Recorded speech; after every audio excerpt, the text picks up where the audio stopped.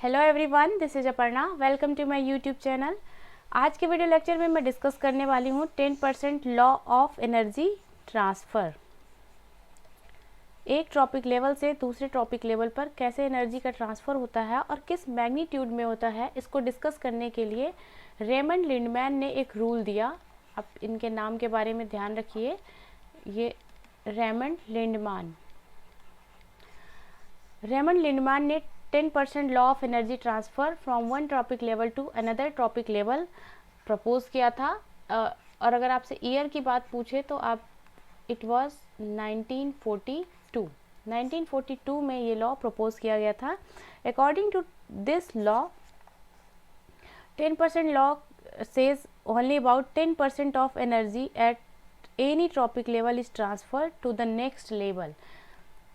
तो अगर ये कहता है सिंपली, अगर आप बात करना चाहें कि किसी एक टॉपिक लेवल से एनर्जी का जो ट्रांसफ़र है वो केवल 10% के आसपास ही होता है या 10% होता है। एग्जैक्टली इन्होंने बताया कि फिक्स है कि 10% ही एक लेवल से दूसरे लेवल पर ये ट्रांसफ़र होगा।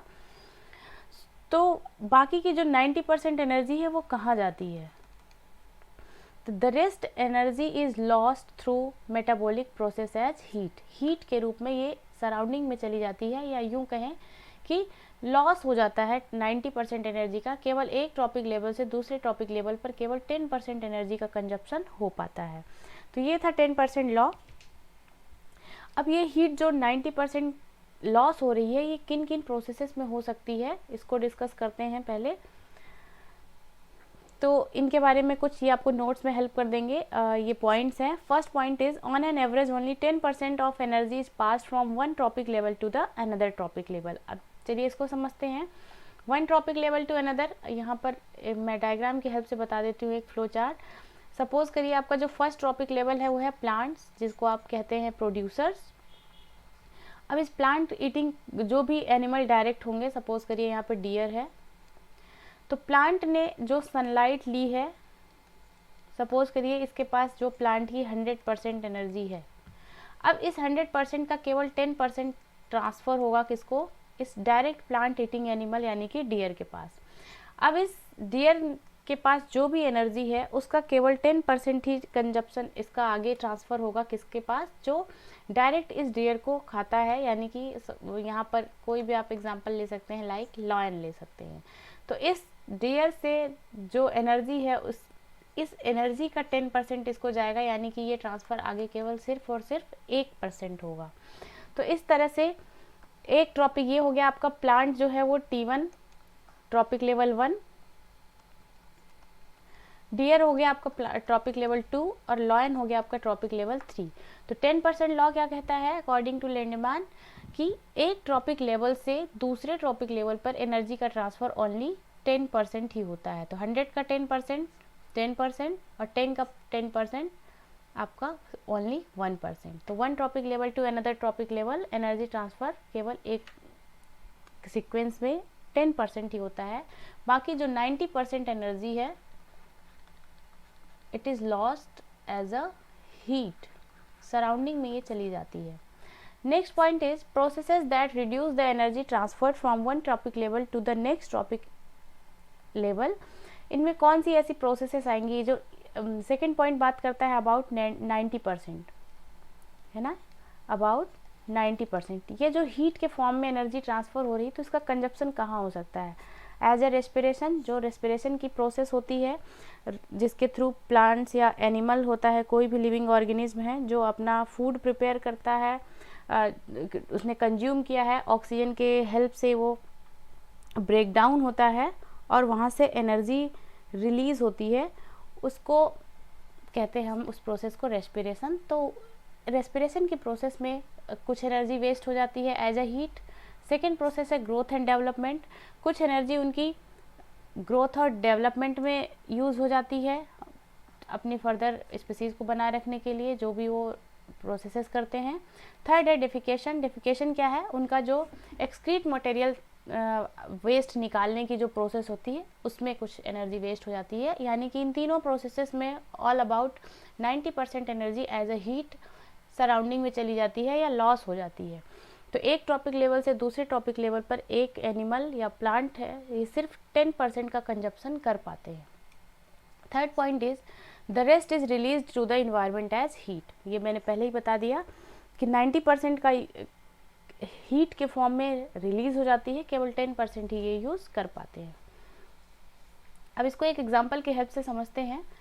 सपोज करिए यहाँ पर ये प्लांट है, जो आपका ये प्लांट है आपका ट्रॉपिक लेवल 1। अब इस प्लांट को डायरेक्ट इस स्नेल ने खाया, यानी कि ये है ट्रॉपिक लेवल 2, और इस स्नेल को किसने खाया? इस फ्रॉग ने, यानी ये है ट्रॉपिक लेवल 3, और इस फ्रॉग को किसने खाया? ये वोल्फ है, ये है ट्रॉपिक लेवल 4। ओके, तो इस प्लांट ने फोटोसिंथेसिस के थ्रू जो भी एनर्जी यूज़ किया था, यानी सपोज करिए यहाँ पे ये डेटा लिख रखा है, एक ये कोई पर्टिकुलर फिक्स डेटा नहीं है, ये आपको समझाने के लिए सिर्फ है कि यहाँ पर ये 10,000 जूल इसने एनर्जी इसके पास है, स्टोर्ड एनर्जी आप कह सकते हैं इस प्लांट की। तो 10,000 जूल जो एनर्जी है, इसका ओनली 10% ट्रांसफ़र हुआ किसको? इस स्नेल को, यानी कि ट्रॉपिक लेवल 2 पर। तो 10,000 का 10% होगा आपका क्या? 1,000 जूल। ये ट्रांसफ़र होकर के आया किसमें? स्नेल में। अब इस स्नेल के पास स्टोर्ड एनर्जी है 1000 जूल। अब इसका 10% जाएगा नेक्स्ट ट्रॉपिक लेवल में, यानी कि 1000 का 10% होगा 100 जूल, ये आएगी फ्रॉग में, और इस फ्रॉग की इस 100 जूल की एनर्जी ट्रांसफ़र होकर जाएगी नेक्स्ट ट्रॉपिक लेवल में, जो कि है 10 जूल ओनली। तो यहाँ से ये 10% करके ट्रांसफ़र होते जाएंगे एक ट्रॉपिक लेवल से दूसरे ट्रॉपिक लेवल पर, और रेस्ट यहाँ पर जैसे यहाँ से सिर्फ 10% ट्रांसफ़र हुई, तो 90% यहाँ का रिलीज़ हो गया एज अ हीट इन्वायरमेंट में। यहाँ से भी ऐसे ही 10% ट्रांसफ़र हुआ, 90% एज अ हीट इवॉल्व हो गया।